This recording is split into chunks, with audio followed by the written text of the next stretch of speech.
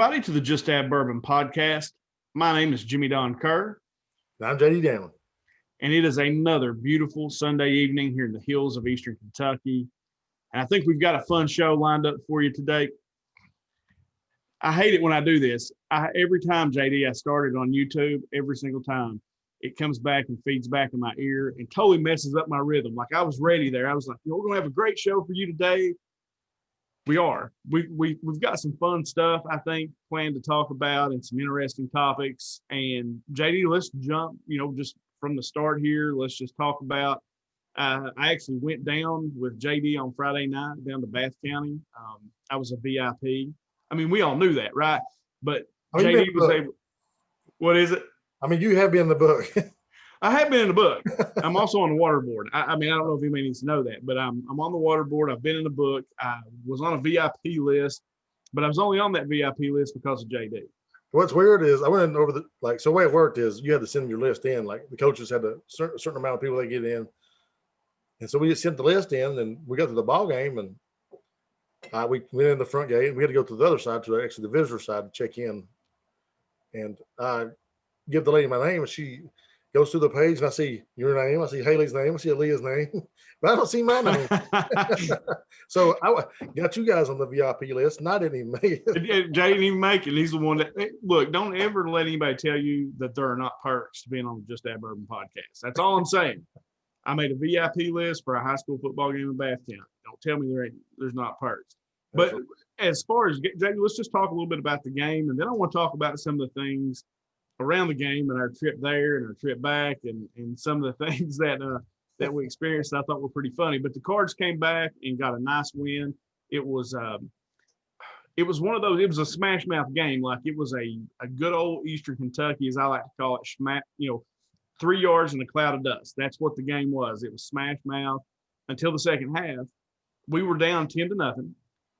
And then all of a sudden, here we come. We almost have like an air raid offense. We're running the ball. We've got kids getting their helmets ripped off and going 20 more yards after the helmet gets ripped off. I mean, it was awesome. And we come back and sealed that victory for our first district win, 14-10.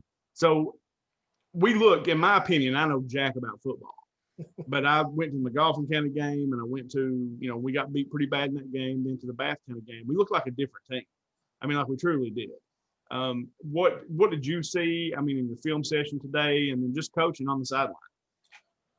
Like you said, it was a smash mouth football game. We knew that going in. Last year, Bath County came down here to the Rock and we got into a physical. I don't know. Dude, that was the hard, and I don't mean to interrupt you. That was one of the hardest hitting high school football games I have ever watched in person. Like last year?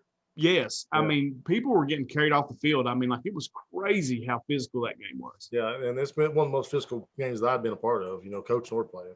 So we knew they had a bunch of tough kids, you know what I mean? So we knew going into Friday night we had a work cut out for us. But same thing, man, we were plaguing ourselves to death. I feel like sometimes we're our worst own enemy. We just can't get out of our own way. We're got kids really wanting to win, really trying to push hard, get those extra yardage, and they're losing the ball, stuff like that, causing fumbles. A lot of times football is just a war of wills. And I feel like our will was just a little stronger Friday night. And we made some adjustments that necessarily the other team didn't make. And I think that made a big difference in the game, big impact, especially after watching the film. And, it was good to come home with a W, man. It felt good. I know that would have been a hell of a long drive home. Dude, how's that team in our district? That's crazy, man. We got to I-64, and I was like, it's probably 35, 40 more minutes. It's another hour. I was like, what? Yeah, dude. I mean, we drove forever. I mean, it was a hard 2 hours, solid 2 hours, and JD was driving. I mean, like he was, we were probably breaking the law a little bit speeding, just trying to make sure we got there. But it was, you were hammered down and everything. That was a haul. And I kept thinking, man. But I will tell you, though, it was one of the most beautiful settings as far as like an away game that I've been to, because in that area, it's more you don't have like the mountains like you have here and trees everywhere. You have that, but it's more rolling hills and things like that, dude. And that field sets up on the top of one of those big rolling hills, and the high school does too. It was a beautiful field. Yes, really nice. Yeah, and then just the atmosphere itself. like we were sitting there watching and the sunset was dropping behind the field, dude. And I swear it was beautiful. I was like, man, this place is nice. I really dug Bath County. And they were really nice at Bath County too. Sure. And I thought it was a beautiful setting as well. That's that area where the hills and the mountains start turning into the rolling hills in the farmlands. And so Bath County is kind of in the middle of the bluegrass and the mountains. So I really dug the setting. I thought it was nice. But still, I'm glad we won. Yeah. Well, look, I told y'all last week on the podcast that riding back with JD after that McGoffin County game, like I was worried for JD because I'd never seen him act like that. I mean, like as far as his whole demeanor changed. And I was like, dude, it's not my boy. What's going on? Yeah. And then I kept thinking, but I knew JD probably in the middle of the third quarter, their offense or their defensive line and their offensive line were both, when they would stand up after a play, dude, they were hurting. And then all of a sudden, we start sending our wide receiver out, Parker Davis, and our quarterback's throwing the ball up to him. He's just going and getting it. Yeah. And that was a beautiful play, that touchdown he called over there in the end zone. I mean, that was like something you would see in a college game or even an NFL game where he got his feet down, caught the ball. It was a great catch. Yeah, it was nice because we run a post to play before, and we knew the kid couldn't he just wasn't as good an athlete as our kid. And so we come back and we run a fade, and quarterback threw it back shoulder, and the corner of the end zone. It was a beautiful play, man. It looked nice. It looked good on film, and Parker's a beast of an athlete. If he can just figure out what's going on, man, he's gonna be all right. And he's gonna and that's what JD and I were talking about on the way home is we have a lot of young kids on the team and kids that have never even played down in high school football. And you could tell that there were, especially some of our skill positions, people were starting to get it. Like, okay, this is what I'm supposed to do. Like you guys were making adjustments. I know one play in particular where the kid was supposed to have cut. Basically what you said was plant his foot and go upfield. And he didn't do that. He just kept stretching it out and got nailed, right? So he comes over, you tell him, all right, here's what you got to do. You got to plant your foot and go north-south. And he did that, dude, and took off. I mean, it completely changed the way he was running the ball. Yeah. We're talking about Dawson Mills, man. Yeah. Who's really, another superb athlete. It's really going to help us going forward. This is the first year he's ever even played football. He never put on a helmet till this year. That's crazy, dude. He's so fast. Yeah, and he runs scared too because he doesn't he don't want to get hit. Yeah. Well, I got to give him credit, dude. There at the end of the game, we had to secure a first down, right, to continue to run the clock and all that. And he came around on my side where I was sitting, and I saw him look up because he had his head down and just barreling, right, flying. He looked up and saw where the first down marker was, and that's where he went straight to it and secured that first down. And we were basically able to run the clock out. It was cool, man. Like I said, it was a good win. We looked like a different team, and I hope you guys were happy with what you saw. It was a good win. I'm a coach, man, so right. I'm very critical of what I see on film and my kids, and our expectations are high. We took over this program. It's my fourth year with Josh. Josh took over 4 years ago, and our expectations have done nothing but raise since we've been here. And we're going to continue to raise the expectations. So we've seen a lot of good things on film. We have a lot of things to clean up, but we're happy to go out of Bath County with a W. It's hard, man. And I don't care what anybody ever tells you, to drive 2.5, 3 hours on the bus, get off and play a football game and win. It's hard to do. And so we're very pleased that we was able to pull that out, especially going into the fourth quarter down 10-0. Yeah, no, but like I said, dude, I knew about midway through the third quarter, I said, we got this. Well, we recovered the onside kick. Yeah. I was like, these guys are in trouble. Yeah, it's on now. I mean, yeah, it's over because it was getting to the point where we were moving the ball on them, but then we would have a turnover. Yeah. And it's one of those games, if you've never been to a high school game like that, when it's smash mouth like that, the clock just runs. Yeah. And the game went really fast. Like it was the first half especially went really, really quick. The first quarter was 15 minutes real time.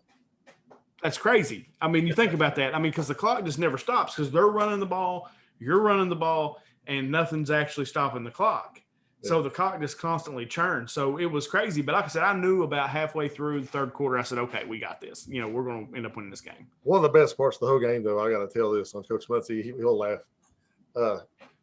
We get the ball the first time, and our quarterback has the armband has the plays. Josh will yell out a color and a number, and he gets the play off that band. Well, Josh's sheet has the same exact place. Well, I guess Josh's sheet, he must have his thumb on the play or something. But he sends in this play, and he goes, "Oh my God, they're throwing the ball!"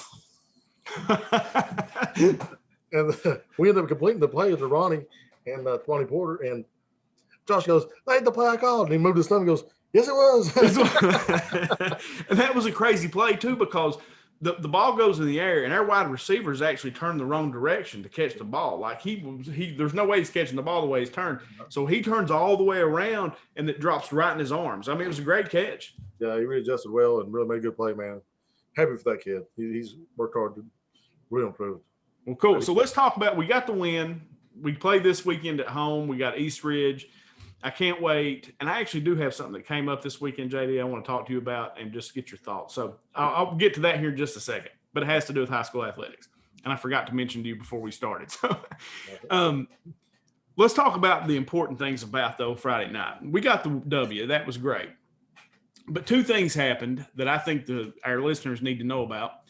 And one is we found out that JD and I are a little more simpatico than what we may think.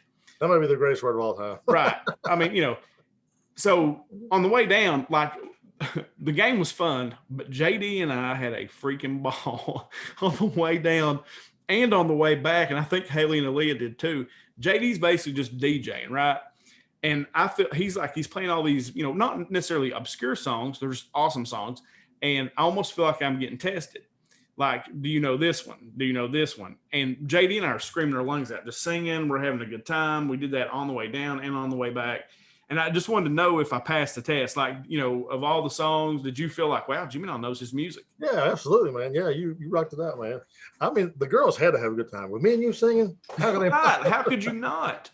I mean, we were having a ball, man. I don't know. I come a flip, JD, of turning on live on the Just That Bourbon page and just filming me and you, not telling you, just filming us and letting people see us sing and how retarded we were. Great way to lose. Yeah, great way to lose viewers. Yeah, but now but we had a good time, man. JD was going deep into the catalog. I mean, it was deep. Even things like my favorite song of all time. Yeah, you did, and it was awesome. Yeah. For those who don't know, that was Seven Spanish Angels by Ray Charles and Willie Nelson. Fantastic. I hadn't heard that song in years, and I actually downloaded it while we were driving. I was like, I got to get that in my rotation. I forgot about that song. Yeah. That's one of the good things, man, about like going to the bonfires and hanging out with people and playing music. Like somebody be like, "Oh, play so-and-so." I'm like, "Oh, yeah, I don't have that one, but I got it now." Yeah. So no, it was a good time. JD and I had a really good time driving down there and back. And we even talked a little politics and different things, but mainly we just sang. I mean, that's basically what we did is we sang songs. So it was a lot of fun. The other thing that I think the audience needs to be aware of is we finally hit a place where JD is done with the coronavirus. He was disgusted. Listen, I can only take so much, man. I know a man can only take so much, and here's what happened. So, game's over. We're trying to find a place to eat, and everywhere that we go, it's closed, right? So we come up with, well, the Waffle House never closes. No, but now listen, we're talking about 9:30 though. We're not talking about 11:30. We're talking 9:30. 9:30, yeah, it wasn't even that late. So we're like, well, where all did we go? Like Beato's was closing. Dairy Queen, Applebee's. Beato's, Don Senorita, whatever, Don Senor, whatever. That was in Mount Sterling's. Yeah. Cattleman's. Yeah. Like we did all these different places, and we were finally like, look, Waffle House is always open. Get me some browns with, they're smothered, covered, and chunked, and we will grub down. And we go over, and the door at the Waffle House is locked. And JD just turns around and says, what is the world coming to? I'm done with COVID. That's his exact words. I'm done with this COVID BS. This is enough. Absolutely. And I finally said, we have found the thing that has changed JD's mind about COVID-19. Right here it is. He's all about wearing the mask and doing those things and doing all that. And then here we go. Waffle House is closed. That's enough. Listen, you shut down Waffle House, you've gone too far. That's all I'm going to say. There's no way the coronavirus can live in the Waffle House. That's impossible. No, it can't, dude. Like I was telling the girls, I said, look, the coronavirus loves Waffle House too. It's just like us. Everybody loves Waffle House. I don't know anybody that doesn't like the Waffle House. I think I actually made you lose your breath for a minute when I told you. I was like, "That's it. I'm done. I'm voting for Trump." I'm voting for Trump. This is a bunch of BS. I did. I about fell over, and I told JD, I said, we're absolutely talking about this on the show. And then I said, finally come to the thing that's turned JD. It was just a momentary lapse in judgment, guys. I'm fine. Everything's good. No vote for Trump here. But no, it was kind of funny. So, so we did get us some grub. We headed home. Now, over the weekend, this is the thing I forgot to talk to you about. Okay, so, and this is COVID-19 related, and it's something that we're getting ready to have to deal with as we're playing ball games at home going forward. So, I've traveled around Eastern Kentucky a lot, especially the last 2 weeks. Going to sporting events because our daughters play soccer. And so soccer season's in full swing right now. So we're going to all these different counties that surround us, going to soccer games, things like that. We hung out a lot this week. Yeah, we were together almost every night. I mean, like we had a board meeting. We rode. Yeah. I mean, we were together all week. Yeah.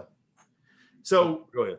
It's okay. So anyway, basically you go into these games, they take your temperature, you write your name down, your phone number, whatever, for contact tracing purposes. You go into the game, and then basically you don't hear anything else about it. Okay. So we were at the soccer game yesterday here at the high school football field here. And I'm sitting there and I get a text from one of our buddies, guy we know, works in the school system, and says, "Hey, you need to get a mask. We're getting ready to start putting people out for not having masks on." And I said, "Oh, okay." So I went down to the concession stand and they had a mask. And so I got a mask and I put it back on. Well, as I was walking back up, there was the people from the visiting team sitting there. And I said, "Hey guys, you may want to grab you a mask or figure something out because they're going to start putting people out." And so I go up and sit down. Next thing you know, they're putting people out for not wearing a mask. Right. And I was like, okay, I don't know. I was a little confused by it. And I was like, well, look, we're outside. We were everybody was social distance. Unless you were with a group of your family or whatever, everybody was social distance apart. And I would say half the crowd was just wearing a mask just because that's made them comfortable. So they wore a mask. And then you have half the people who are like me that'll put one on if you gotta, but if you don't have to, you're not going to wear it. Sure. And so I was a little concerned about it, really. And I messaged the guys there and I said, look, what's the deal here? This is way more strict than the governor's orders. And, because the governor's orders are basically, if you can't social distance, you need to wear a mask. Right. And I'm down with that. It's fine. And I told them, I said, look, I'm the biggest anti-masker in this place. But when you're outside, I said, it just seems extreme. I just didn't like the look that it gave us. Right. And like I said, those guys were just doing their job. This is no knock on them. They were just doing their job. But what do you think about that? Especially, because I know we differ a little bit on the mask thing, but as far as the, being outside, if you're social distanced, like to me, if you're sitting there, like even at UK games, they basically said, if you come, you got to wear a mask. Once you're in the stadium, if you're eating something, whatever, basically just keep a bottle of water in your hand and keep drinking and you're good. So, but like because we've got home football games coming up. And if we're going to police that strictly, do you think that's the right thing to do? Or do you think that is a little harsh? Man, I don't know. I mean, that's just where I am. I understand it. I get it. But I feel like outside and inside are way different things, man.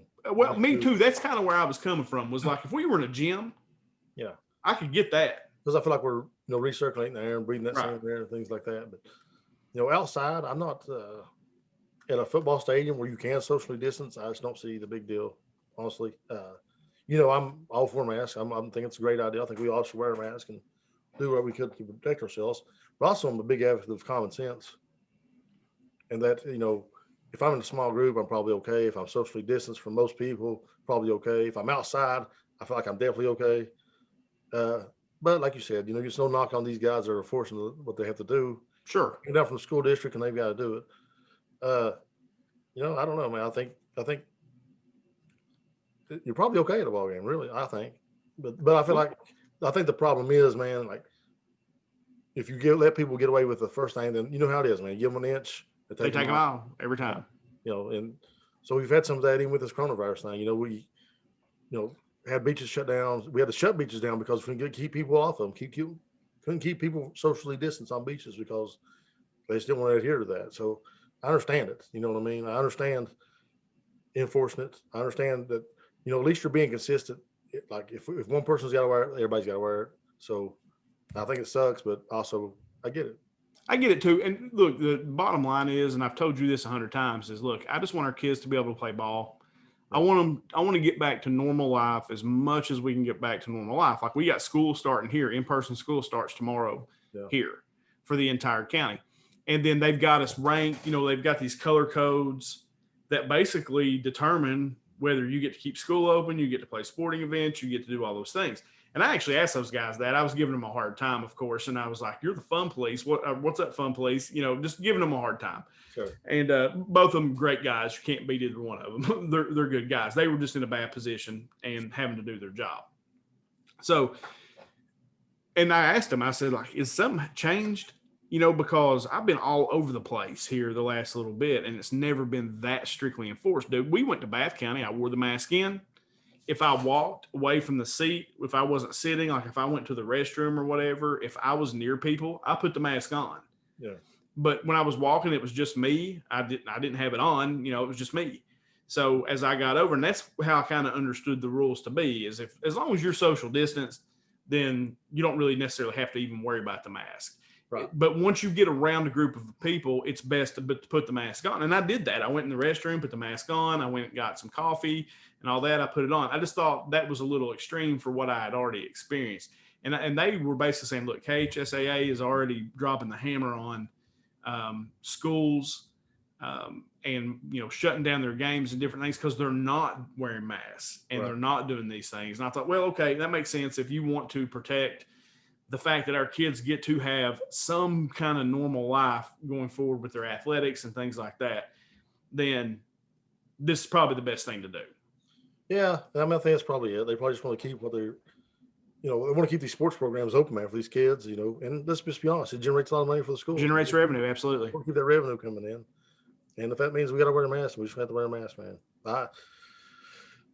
I'm like you. I mean, I think outside that outdoor sporting event, it may be a little bit overkill. But also know that if we don't do some of those things, that people are going to just go crazy. And right, I went to a church where the people were just hugging all over because they let them open back up, and then they ignored every rule there was that was put in place. Right. So I feel like rules in place at sporting events may keep us in sports longer. So and even me, I'll do all I need to do. Like Amy was sitting there with me and she said, hey, you're going to have to put on a mask. And I said, why? I'm outside. She said, well, they were talking about they may have to throw people out. I said, look, if they ask me to put on a mask, I will put on a mask. I'm not going to argue about it. If they don't ask me, I'm not going to do it. And if they do, I will put one on. And then they sent me that text and I immediately went and got one and put it on. And I wore it, because I want our kids to be able to play too. Yeah, right. And, and like I said, I'm, in my mind, I'm sitting there thinking, I'll just go outside. Geez, this is crazy. But at the same time, I didn't want to be a punk about it and just be like, that's stupid too. That doesn't help anything either. Right. So, all right. So let's stay on the high school sports thing just a little bit.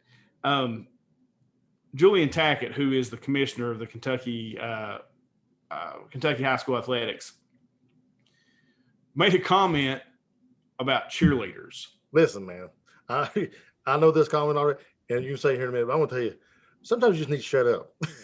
You think I need to be quiet? No. I think. Oh, think about Tackett needs to be quiet. Sometimes people just need to be quiet, man, and don't say things. I mean, there's no reason to say things. Go ahead. All right, so it comes out, and they're trying to take precautions, and and do all these things. And the commissioner of the state of Kentucky says, they asked him about cheerleaders. He says, well, cheerleaders are nice, but they're not essential. And look, you want to talk about a group of people that you don't want to piss off. That's the it's mom. Cheer moms and dance moms. Let me tell you, I'm married to one of them. Do not make them mad. Woo-wee. You talking about upsetting a bunch of people. But now let's have the kind of, honest discussion too. Is it necessary? Are you get me in trouble? Is that what you're going to do? No, because I think you and I probably agree on this, which is what he said is actually true. To have a football game, to play the game of football, you do not necessarily need cheerleaders there. Right. But it is part of the atmosphere of the game. It is the same for those cheerleaders as it is for those football players. A lot of them are seniors. This is their senior cheer season. Getting to cheer at football games is a big deal to them. Like my daughter and your daughter both are freshman cheerleaders. Like Ashley can't wait. She wants to cheer to, a football game so bad because it's Friday Night Lights, right? Yeah, your football team's out there playing. The stands are full. The cheerleaders are cheering and getting people pumped up and doing all those things. And I'm like you. I heard him say that, and I was like, dude, just be quiet. Boo-boo? Yeah. But no, really, what do you think about it, though, as far as his comment, number one, but two, all the games that we've been to, the away games, we just didn't take our cheerleaders with us, but the home team had theirs there. Right, and that's what's happened. But no, we're supposed to take them on week 2. They're supposed to win them in Golden County with us. Yeah. And then that's when he came out with this comment, which I thought was absolutely, first off, true. Is it true? Yeah, it's true. Was it unnecessary? Absolutely.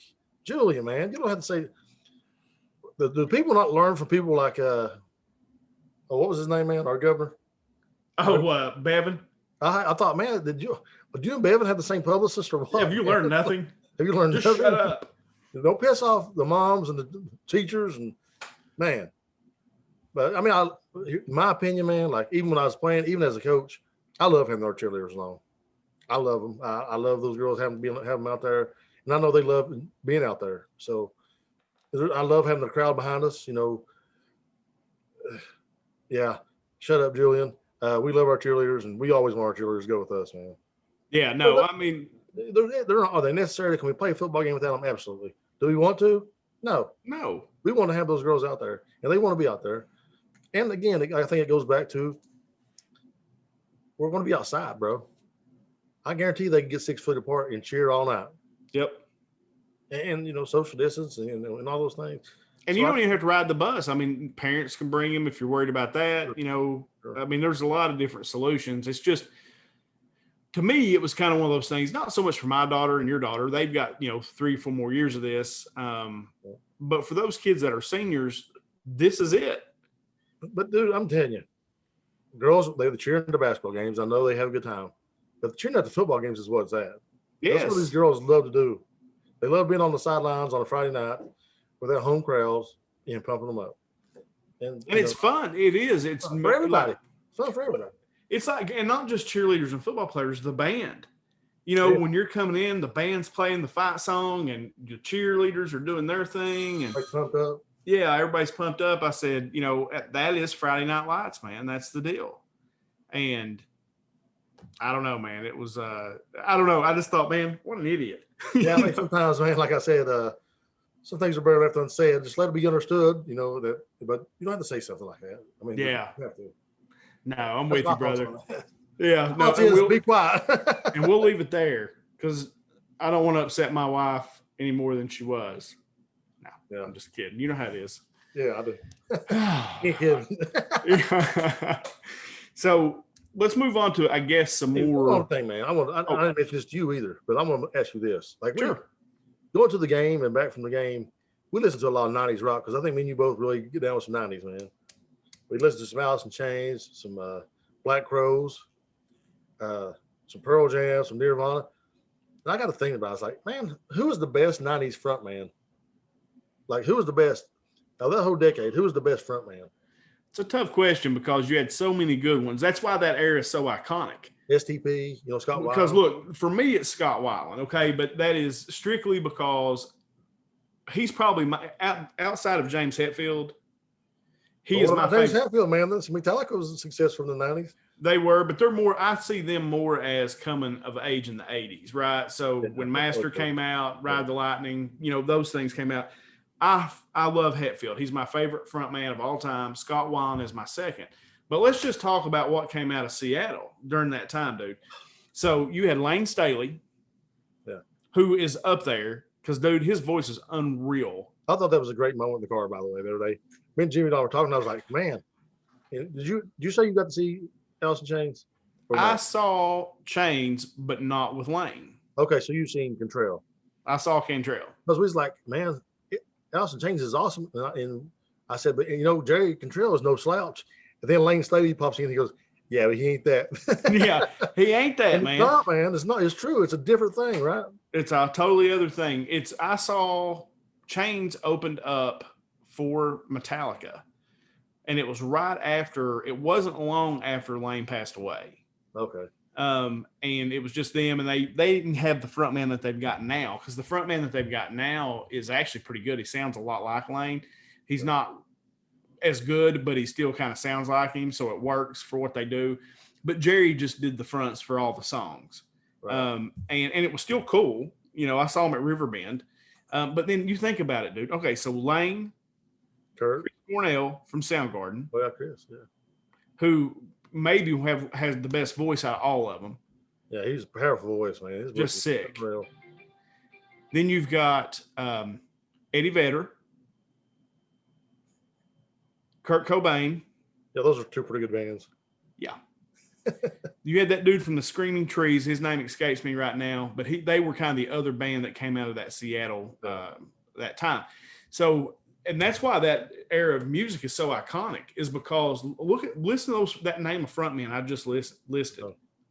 And dude, that was in the 90s, the early 90s, and those dudes are playing right now. I mean, they're popular now. I just saw Pearl Jam like a year ago. Yeah. I saw Nirvana when I was in college.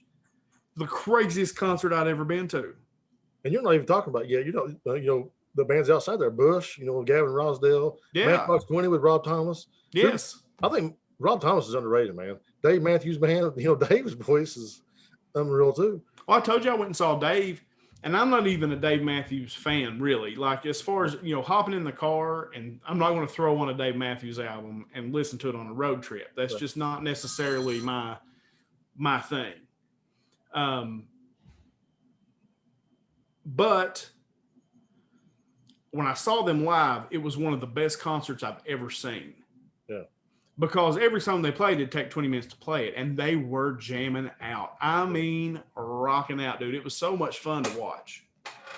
So, man, I don't know, man. I've struggled with this a little bit, but I may have to go with Lane Staley, man, as the greatest front man from there. But I feel like I'm being disrespectful to Kurt Cobain because he was amazing, man. Oh, no, Kurt was the best, dude. I mean, Kurt was great. And then, like, you played, the Pines. Where did you sleep last night? Yeah, Where Did You Sleep Last Night?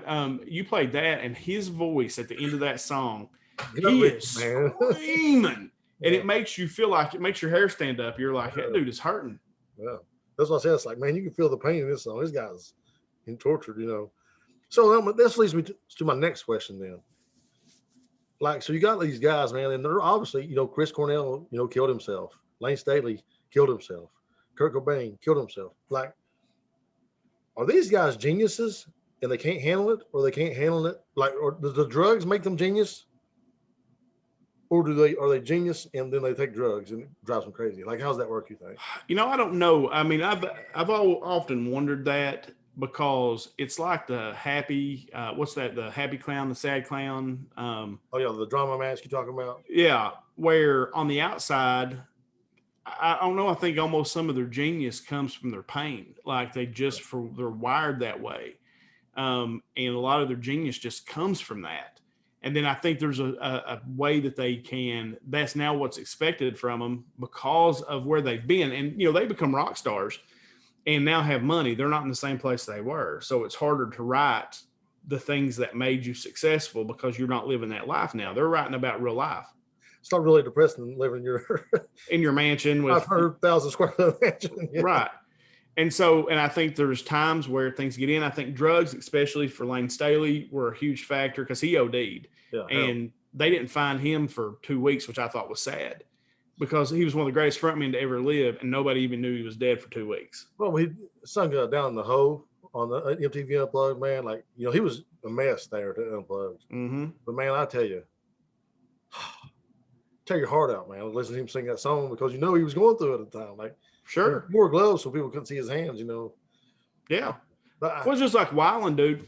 We went down. Wells was in pharmacy school in Birmingham at Sanford, and he got tickets to this big outdoor festival. and the headliner was STP. Right. And it was the bands that we went to watch. There was a couple other bands, but we watched Disturbed and then Stone Temple Pilots. Right.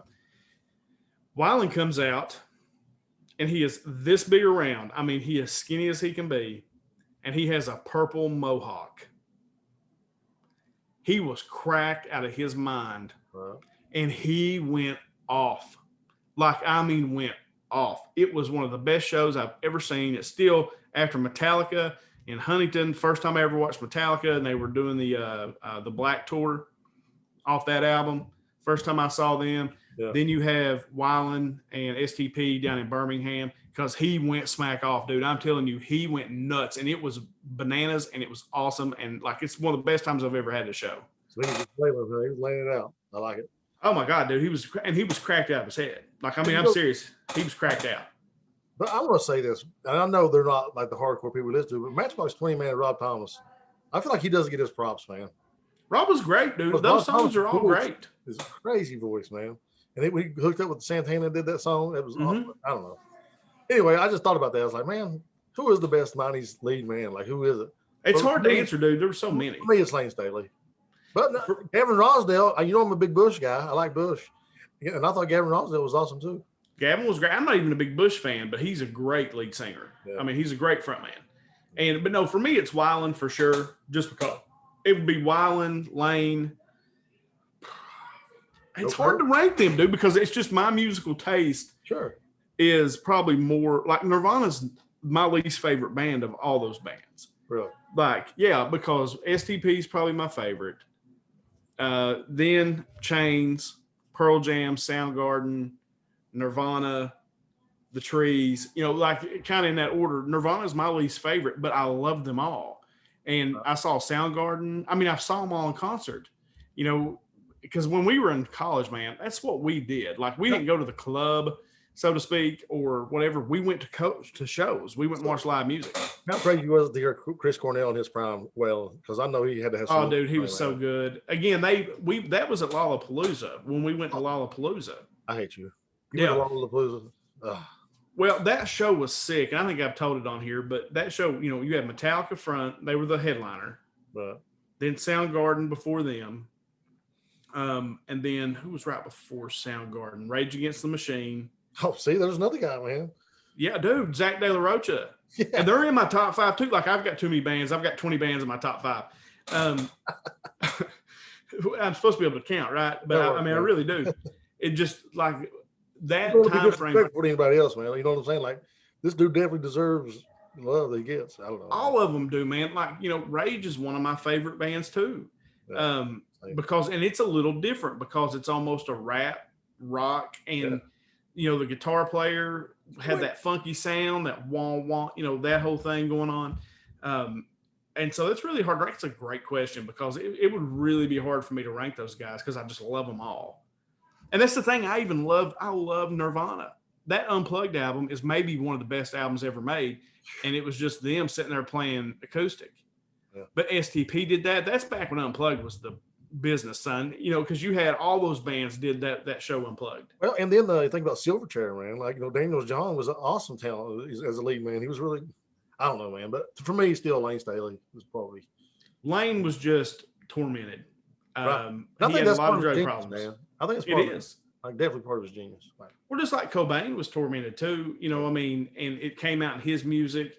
Eddie Vedder was probably the one that was the most even keel. He was a crazy man when they first started, jumping off stage rigs into the crowd, you know, but they're still kicking. They just put a new album out like 2 months ago, and it's great.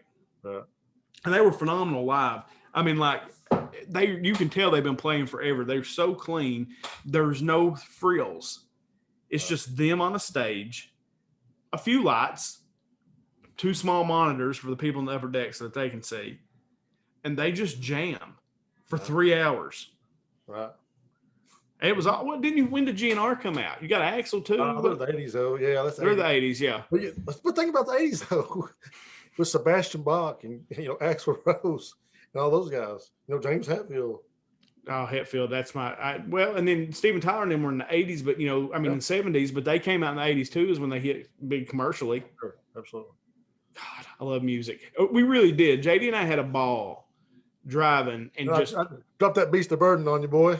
oh, you did, and I was like, oh yeah, because and then the other, I told JD, look, it's not something I say a lot, but Queen is one of my top five bands of all time. I think he's got 35. I do. But no, you're talking Metallica, number one, STP, Queen, the Black Crowes, and then Led Zeppelin. That's strong, man. That's my order. And those are probably my top five bands of all time. And I didn't even put Rage in there, who I freaking love too. I mean, I love Rage. GNR I love, but they're not a top fiver for me. Yeah. I mean, Appetite for Destruction is one of the best albums ever made. And then Use Your Illusions 1 and 2 are, I remember, and we may have talked about that on here. I gave Buzz money, Derek Hensley, Buzz, my boy, money the day that Use Your Illusions 1 and 2 came out, and he went to the Wimpson Mall and picked them up for us because we all had to do something, and he was free.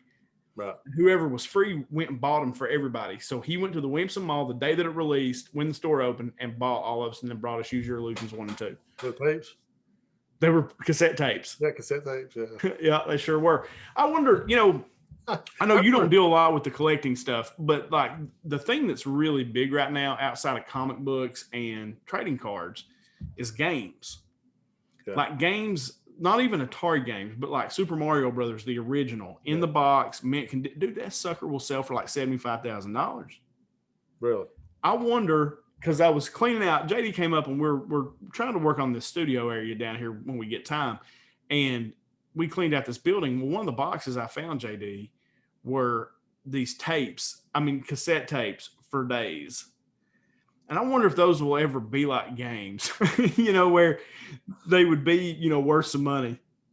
But man, like, okay, so I remember, I'm kind of embarrassed to say this, because I remember the first two cassette tapes I ever got. And they couldn't have been any further apart from each other. One was Skid Row. They had the 18 Life, and I remember you and all that stuff on it. And the other one was New Kids on the Block.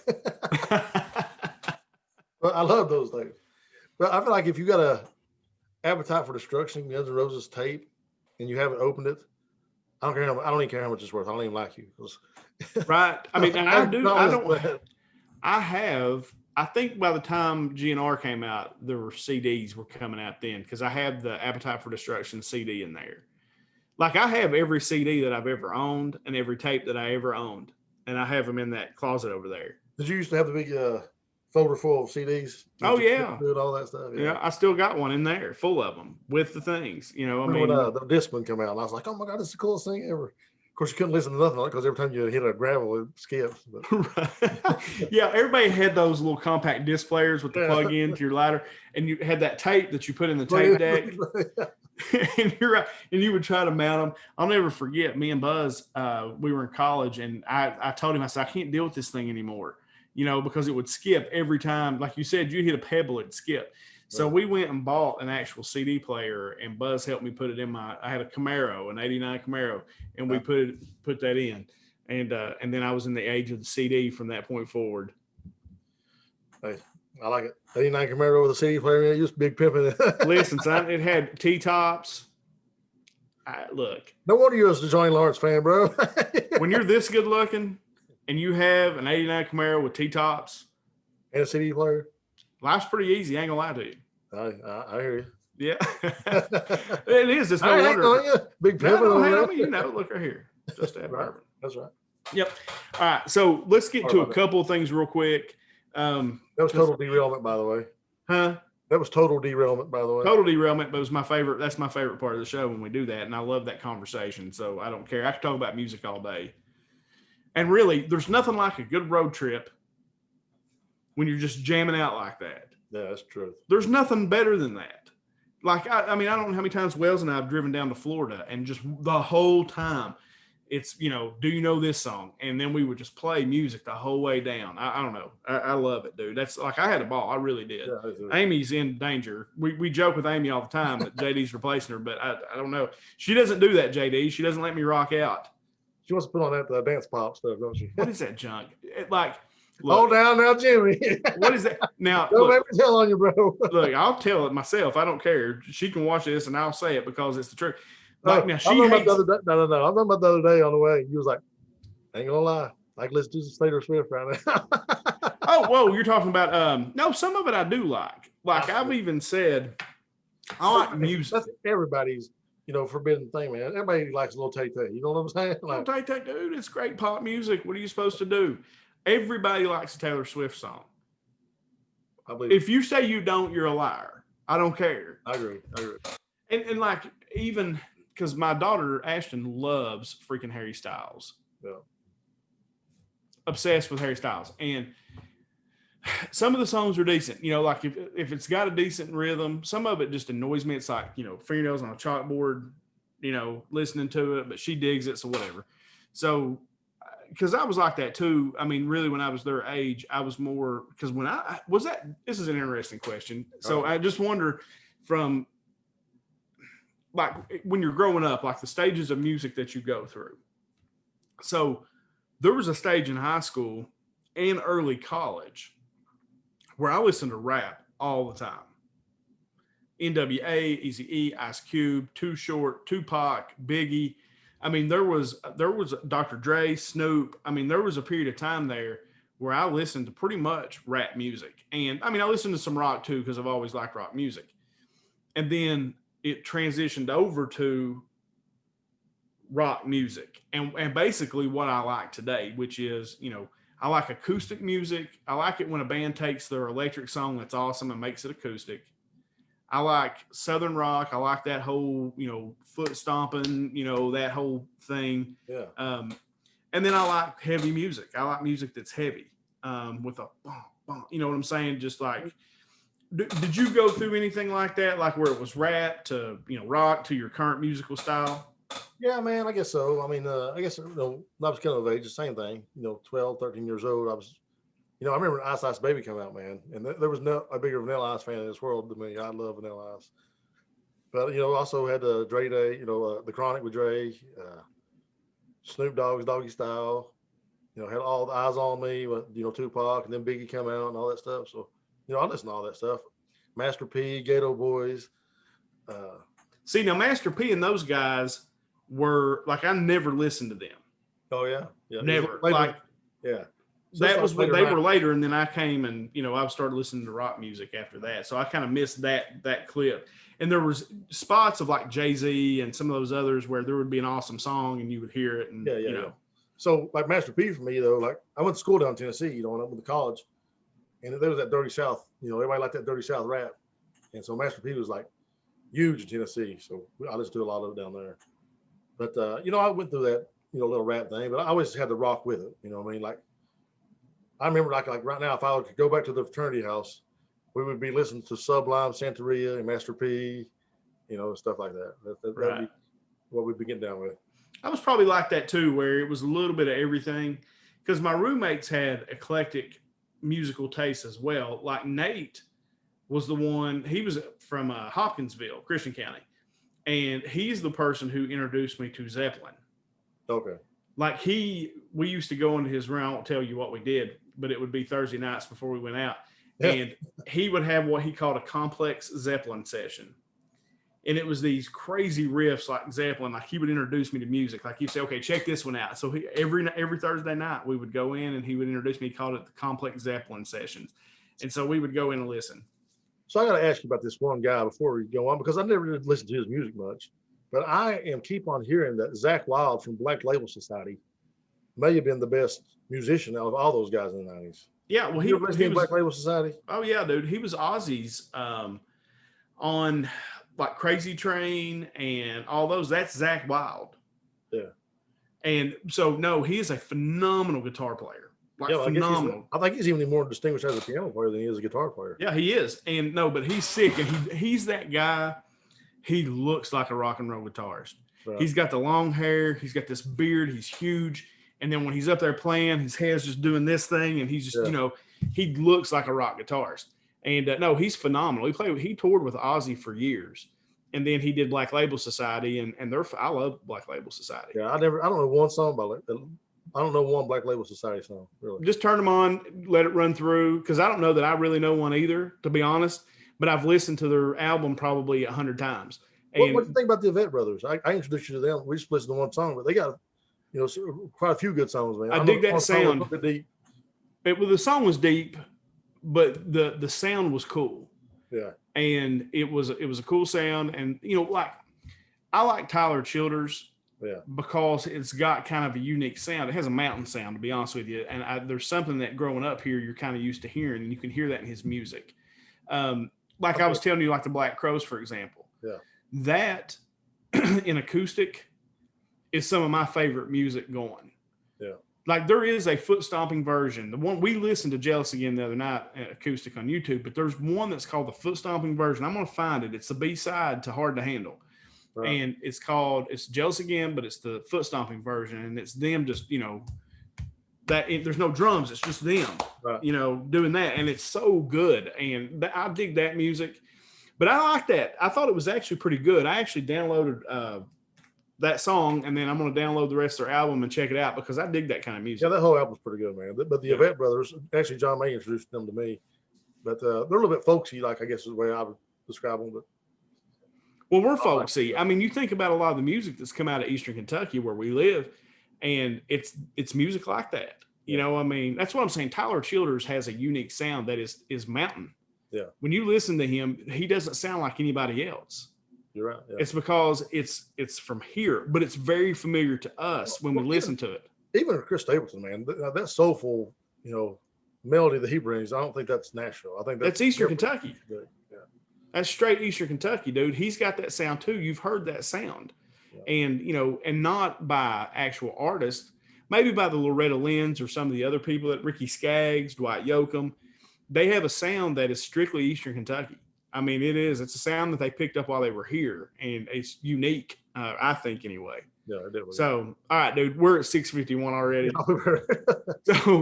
But one thing we did want to talk a little bit about was the Brianna Taylor case, and that decision came down, and they didn't charge two of the officers, and they charged the one with wanton endangerment. I think there was some protests. There were some things. You had Andy Brashear come out, and there was a lot of people pissed at Brashear. They felt like Brashear essentially called everybody in the state of Kentucky a racist. Now, I read the comment. I didn't exactly take it that way. But there's, you know, you had a couple of cops get shot, you know, in the protest down there. I just wanted to get your take, and I can give you mine on Brianna Taylor and that whole thing. It's just sad, but kind of tell me where you're at on it. Man, I feel like it's a complex case. I don't feel like it's one of those black and white things. I think it's a lot like a lot of things we talk about on here. You know, there's a lot of gray. You know, obviously she was at home. Police came in, and I guess there seems to be some disagreement whether they announced who they were or not. There seems to be some disagreement about who shot the first shots. But what we do know is she's dead now, and she was at her house. It also puts the cops in a tough situation. Like, how can you do your job if you can't protect yourself? You know, you still got a family to go home to. I feel like it depends on which side you're on, who you agree with, man. If you're a cop, and, you know, especially if you're a Louisville Police Department cop, you believe those guys were justified in what they did. I believe if you think the cops are racist and that guy was racist or whatever, I believe you think that he needs to go to prison for the rest of his life. And I just don't know enough facts to have a very educated opinion about it. I just know that it's sad. I hate it. What I don't understand is how the city of Louisville can, you know, make a settlement with the family for $12 million and then not indict any of the policemen on murder charges. That don't make any sense to me. You're right, man. It's tough. I mean, it really is. I mean, it's a tough deal. And I felt like Cameron, I know I read the governor's statement, and it basically said, you know, look, he appreciated Cameron keeping them abreast of what was going on so that they could prepare and all those things. But there were also facts that Cameron referenced in his press conference that he hadn't seen, and the public hasn't seen either. And I don't think anybody knows all the facts yet. And so it's hard to pass judgment on those cops and even on the protesters because nobody really knows. We need to be transparent and get that information out there so that everybody knows and can make a solid decision for themselves on what happened. Now, I'm like you. I agree. Now, I'm 100% police, okay? I think that we've got to have police. If we do not have law and order, we do not have a society. And I think that law and order is important, but I also can understand where this family's coming from, man. I mean, they lost their kid, a young woman who was asleep. Yeah. And got woken up in the middle of the night and they fire off 8 bullets apiece. That's crazy. That seems extreme to me. And maybe they did get fired upon first. I don't know. But if they did, you could see where they would shoot back. I just know that it's sad for everybody because it's making the black community in our country. You can see where they're coming from, man. I don't care. If you can't see, you're not paying attention. That's my opinion. And I am as conservative as they come. But there's a problem, and you can see where they have an issue. Now, I don't like everything being about race. No, I don't either. Some things aren't about race. Some things are just unfortunate, man. It's a bad deal. There are some times, man. There are some times when the cops will have to shoot the bad guy. Yeah. And sometimes the bad guys will be black. That's not about race. That's about the cop doing what he's got, what he's been trained to do, what he has to do to keep other people safe. But I don't think that means we can just blindly say there's no racist cops. There's no. And here's a point that I made to somebody earlier this week. I don't even know that it's racist cops. And bear with me for a minute on this. Let's see, when was it that Michael Ferguson was killed, and Michael Brown was killed, and Ferguson went on right? Do you remember that? Yeah, it's been 2 or 3 years ago now. Yeah, it's been a while ago. But one of the things they talked about was, and I think it's a change that needs to happen, is the police department needs to reflect the communities they serve. If you are serving a community that's 90% black, then 90% of your police department should probably reflect that community and look that way. If you took a guy like me who never grew up in a ghetto, didn't live around a lot of black people, and you said, okay, your beat's downtown Louisville, in this black neighborhood, I'm probably gonna be a little bit nervous about it, man. I'm just keeping you real with you. I'm probably be a little bit nervous about it. You would be scared and they would be scared of you. Right. Because they might not be scared of me because they don't know that unless they talk to me, they wouldn't know that I didn't grow up there. Right. It was a, obvious situation. But now if I was a cop over here in Inez and I was like, man, I know that cat. That's old man Moore's boy. He just needs to get home. You know what I'm saying? Right. And I heard a comedian talk about one time that, if a black cop was in a black community where he grew up in, and somebody come up and mess with him, that black cop like, get your dumb ass over, get out of here. He would know how to handle the situation. Right.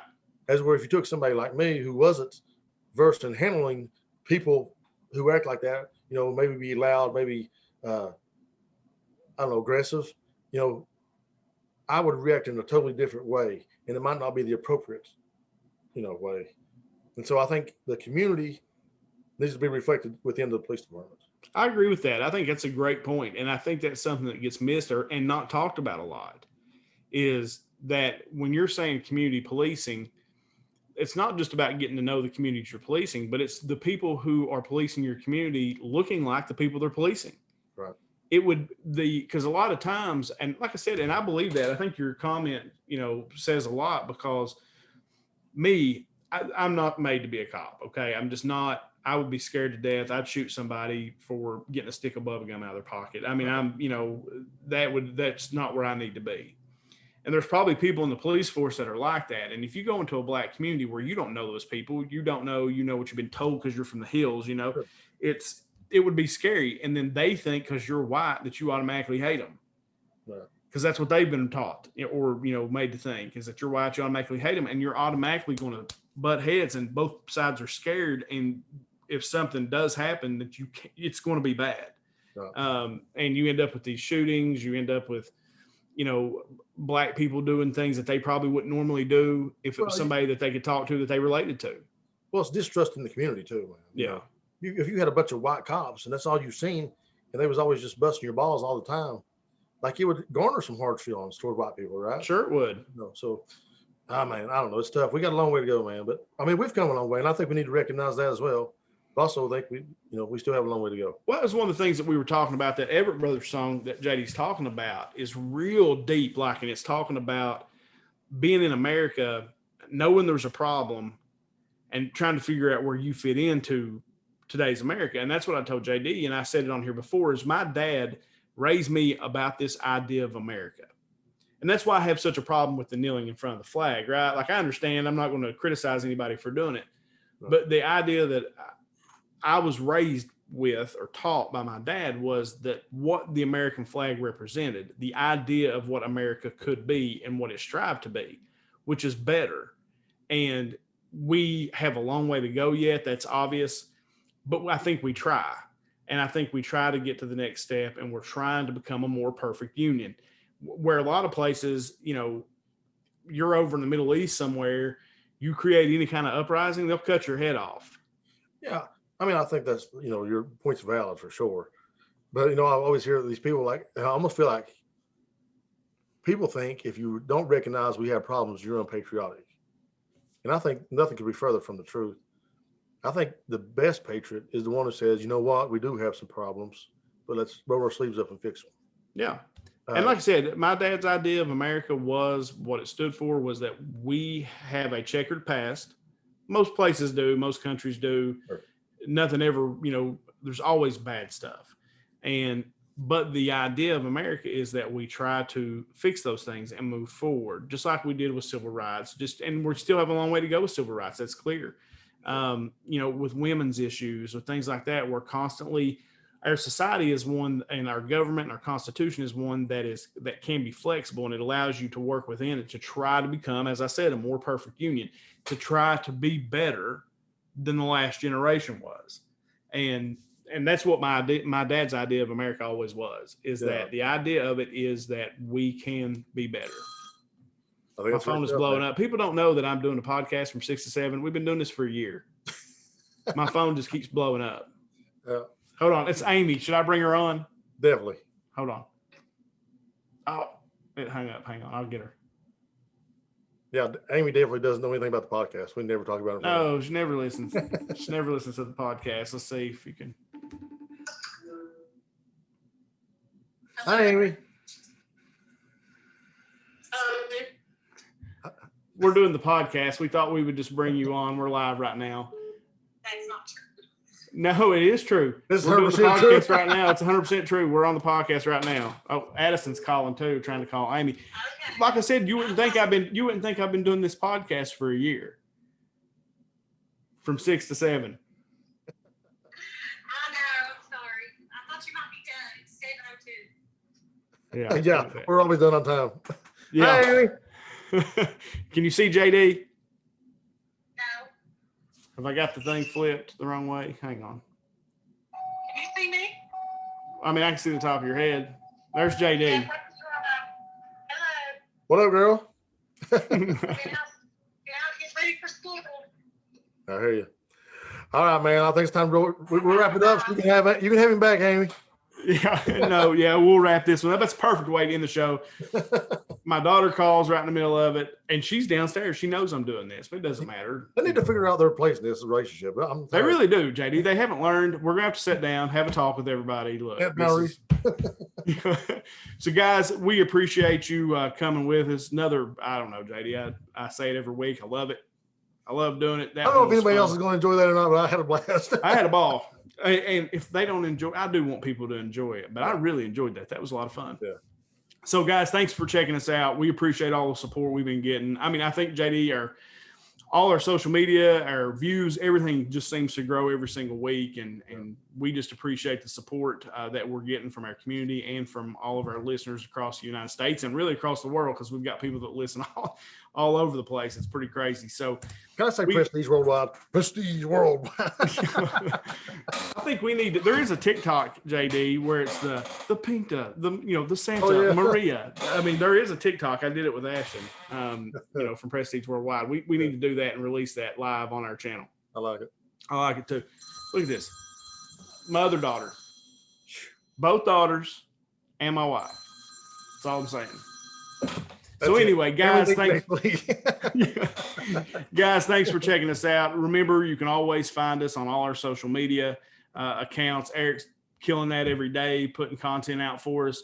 Of course, you can find us on iTunes, Amazon Music, Spotify, and you can, of course, go to Podbean and subscribe, and it'll download from there as well. We do have a guest this week. We took a few weeks off on the other side of the glass. We've all been crazy busy as far as just with our kids, really soccer. But we do have a guest this Thursday that Erica will talk about through the week and kind of promote that. And hope you guys can join us Thursday night for that one. So as we always end our show, from myself and from JD, no matter how bad your week's been, no matter how bad your day's going, if you just add bourbon, it always gets a little bit better. We'll see you guys later this week.